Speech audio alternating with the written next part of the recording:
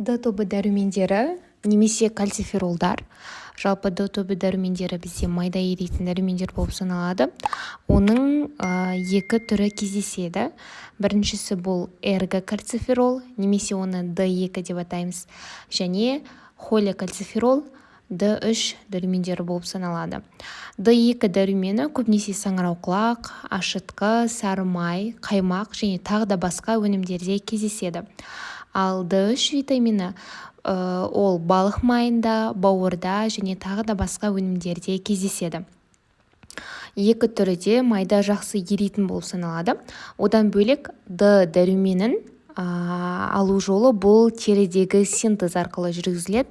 Терідегі синтез жалпы адамның терісінде 7 дегидрохолестериннен түзілетін болып саналады. Осы 7 дегидрохолестеринге ультракүлгін сәуленің әсер етуінің нәтижесінде Д витаминінің белсенді түрі түзілетін болып саналады. Келесі Д дәрумені кездеседі жануар текті өнімдерде, ол сары майда, жұмыртқаның сары уызында, балық майында және тағы да басқа өнімдерде кездеседі. Тәуліктік мөлшері балалар үшін 12-25 микрограммды құрайтын болса, ал ересектер үшін одан төменірек болып келеді. Д дәруменінің құрылымы, яғни строениесіне келетін болсақ, Д тобы дәрумендерінің екі формасы бар деп айттық, яғни эргокальциферол және холикальциферол. Олар бір-бірінен ерекшеленеді. Құрылымы бойынша бұл деп отырғанымыз, көріп отырғандарыңыздай, эргокальциферолда бізде көміртектің 22-ші атомы мен 23-ші атомы аралығында қос байланыстың бар екенін көре аласыздар. Және тағы бір ерекшелігі бұл көміртектің 24-ші атомында метилді топтың орналасқандығын көреміз, яғни метилді тобы бар. Және бұл холикальциферолдың бізде құрылымы болып саналады. Бірақ та химиялық түрде олардың жаңағыдай әсер етуі бір-бірінен аса қатты ерекшеленбейді. Биологиялық рөліне келетін болсақ, витаминді ағзамызда қандай қызмет атқарады, яғни оның мақсаты қандай? Ол кальций триол синтезі үшін қажет. Кальций триол деп отырғанымыз бұл қандағы кальций және фосфат иондарының концентрациясын реттеу қызметін атқаратын гормон болып саналады. Оның синтезіне тоқталатын болсақ, оның синтезі жалпы бізде теріде 7 дегидрохолестерол деп аталатын зат бар. Осы теріге күн сәулесі арқылы, яғни ультракүлгін сәуленің түсуінің нәтижесінде ол одан әрі қарай холикальциферолға айналады. Холикальциферол немесе витамин Д-ға айналады. Ол одан әрі қарай теріден қанға өтіп бауырға барады, және бауырда 25 гидроксилаза ферментінің нәтижесінде 25 гидрокси витамин Д-ға немесе кальций диолға айналады. Кальций диолға айналғаннан кейін әрі қарай ол бүйрекке барады, және бүйректе де бізде арнайы альфа-1 гидроксилаза ферментінің нәтижесінде ол өзінің белсенді түрі, яғни 1,25 дигидрокси витамин, яғни Д2-ге бұл деп отырғанымыз кальций триолға айналады. Яғни бауырда кальций диолға айналған еді, және бүйректе ферменттің нәтижесінде кальций триолға айналады. Яғни оның синтезі осындай механизм бойынша жүргізіледі. Әрі қарай биологиялық рөліне келетін болсақ, пайда болған кальций триол, жалпы кальций триол ол гормондық қызмет атқаратынын атап өттік. Атқаратын қызмет одан бөлек ол ішекте кальцийдің сіңірілуін арттырады, әсіресе жіңішке ішекте.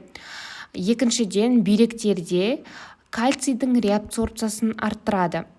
бүйректе нефронның проксималды түтікшесінде осы қызмет жүргізілетін болып саналады. Одан бөлек кальций және одан бөлек бізде фосфат ионының реабсорбциясын арттыратын қызмет атқарады. Осылайша жалпы кальций триол ағзада, қанда, яғни кальций және фосфат иондарының концентрациясын арттырады. Кальций және фосфат иондарының концентрациясының артуының нәтижесінде парад гормонының секрециясы сәйкесінше төмендейтін болып саналады. Себебі парад гормон қандай кезде бөлінеді? Яғни парад гормон бұл қалқанша маңы безінен бөлінетін гормон болып саналады. Ол қанда кальций деңгейі төмендеген кезде ғана бөлінеді, және ол сүйектердегі кальцийді қанға шығарып, соның нәтижесінде қандағы кальцийдің концентрациясын реттеу қызметін атқарады. Ал бұл жағдайда, яғни кальций триол дұрыс бөлінген, нормада бөлінгеннің нәтижесінде парад гормон өзінің секрециясын төмендететін болып саналады. Әрі қарай Д дәруменінің гиповитаминозына келетін болсақ, оның негізінде бірнеше себептері бар. Бұл тағамдық жетіспеушілік, яғни жаңа айтып өткен тағамдық өнімдерді тұтынбаудың нәтижесінде осы гиповитаминозға алып келуі мүмкін. Немесе инсоляцияның жетіспеушілігі, яғни ультракүлгін сәуленің жетіспеушілігі, әсіресе көшеге шықпайтын адамдарда осындай гиповитаминоз болуы мүмкін. Одан бөлек бауырда және бүйректерде кальций триол пайда болуына әсер ететін гидроксилдену процесі, жаңа айтып өткен гидроксилдену процесінің төмендеуінің нәтижесінде гиповитаминоз пайда болуы мүмкін. Ол қандай жағдайларда болады? Бұл бауырда, немесе бүйректе, әртүрлі олардың аурулары кезінде, мысалы бауырдың циррозы деген секілді, немесе бүйректе тубулопатия деген секілді патологиялық жағдайларда көрініс беруі мүмкін. Енді клиникасына тоқталатын болсақ, яғни ол балаларда немесе ересектерде кездесуі мүмкін. Балаларда жүре пайда болған және тұқым қуалайтын сипатта өтеді. Жүре пайда болғанына келетін болсақ, балаларда ол 2 айдан бастап 24 айға дейінгі кезеңдерде кездесетін болып саналады. Бұл кезде тағам мен кальций келгенімен ішектерде ол ұсталынбайды, бүйректерде сіңірілмейді, соның нәтижесінде қан плазмасындағы кальцийдің деңгейі төмендейді. Және жаңа айтып өткеніміздей, қандағы кальций төмендеген кезде бізде парад гормонының секрециясы жоғарылайды.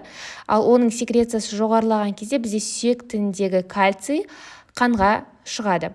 Соған байланысты сүйектердің деминерализациясы жүріп, ол сүйектердің жұмсаруы, яғни остеомаляцияға алып келуі мүмкін. Және остеомаляция ол жаңағы бас сүйегінің деформациясы мен төс сүйегінің деформациясы, яғни ол тауық төс сипатта болуы, қабырғалардың айқын өзгерістері, іштің үлкеюі, яғни бұл іштің үлкеюі көбінесе бұлшықеттердің гипотониясына байланысты орын алады. Суретін көрсететін болсақ, яғни бас сүйегінің деформациясы, жаңағы айтып өткеніміздей төс сүйегінің деформациясы, құс немесе тауық төс деп атаймыз, және балаларда осы о тәрізді немесе у тәрізді аяқтарындағы деформацияларды көреміз. Яғни бұлардың барлығы рахитке тән өзгерістер болып саналады. Одан әрі қарай бізде тұқым қуалайтын гиповитаминоз, ол аты айтып тұрғандай тұқым қуалайтын бірінші типті рахит, тұқым қуалайтын екінші типті рахит және үшінші түрі Д витамин резистентті рахит болып саналады. Олардың себептері бірінші типті рахит, Д витамин тәуелді тұқым қуалайтын бірінші типті рахит, бұл бүйректе альфа-1 гидроксилаза ферментінің жетіспеушілігіне байланысты немесе оның дефектісіне байланысты орын алады. Соның нәтижесінде бізде кальций триол пайда болмайды. Оның емі ретінде кальций триол препаратын немесе Д витаминінің үлкен дозаларын қабылдайды. Және екінші түрі бұл Д витамин тәуелді тұқым қуалайтын екінші типті рахит болып саналады.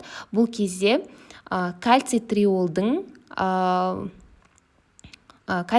өндіріледі, алайда оны қабылдайтын рецепторлардың дұрыс қабылдамауына, осы рецепторлардың өзгерістеріне байланысты көрініс беруі мүмкін. Және үшіншісі бұл Д витамин резистентті рахит. Тони Дебре Фанкони аутосомды рецессивті ауруында кездеседі. Бұл ауру кезінде нефронның проксималды түтікшесінде қандай да бір бұзылыстар болады. Соған байланысты кальций бүйректерде жаңағыдай реабсорбциясы төмендейді, яғни ол ұсталынбайды. Соның нәтижесінде бізде осындай гиповитаминоздардың болуын көреміз. Егер видео ұнаған болса, міндетті түрде лайк басып, комментарий жазып, тіркеліп кетіңіз.